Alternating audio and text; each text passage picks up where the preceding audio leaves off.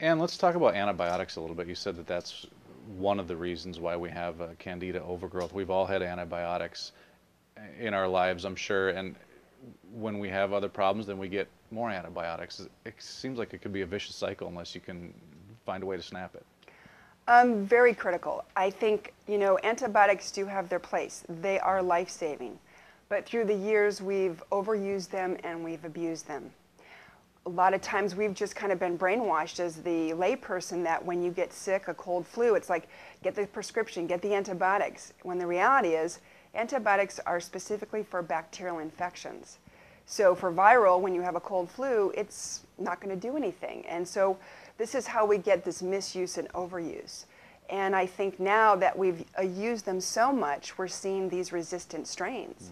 And this is why staph is so prevalent. That used to be a hospital issue. This is now you cut your finger, and if your immune system is imbalanced, you're in the hospital maybe getting an IV drip of antibiotics because you have MRSA. So this is a serious thing, and we're also getting bombarded from the food that we eat, from the red meat, the chicken, the turkey that's pumped full of antibiotic and hormones. So we're getting it from the food sources. That's where 50% of antibiotic usage goes, is into the cattle. So we're getting it from multiple factors, and then we're not knowing how to keep the ecology balanced. We're not just doing basics like probiotics, let alone antifungals when needed. And so we're getting a great disruption in the body.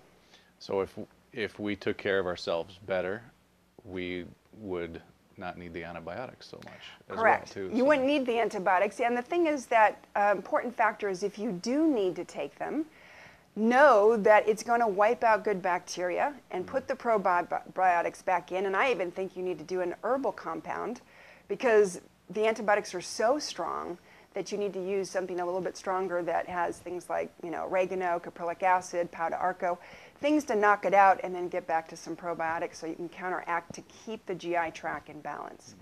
And that is the key, is we need to be much more preventative about what we're doing. I don't think we can get away with a glass of wine each day, a nibble of chocolate each day. I would love it. I mean, I was a sugar addict, and I'd love to say I could do some of those things, but because we're compounded with the environmental toxicity, the stress load, and the dietary, I just think we have to be a little more diligent and responsible about what we put in our body.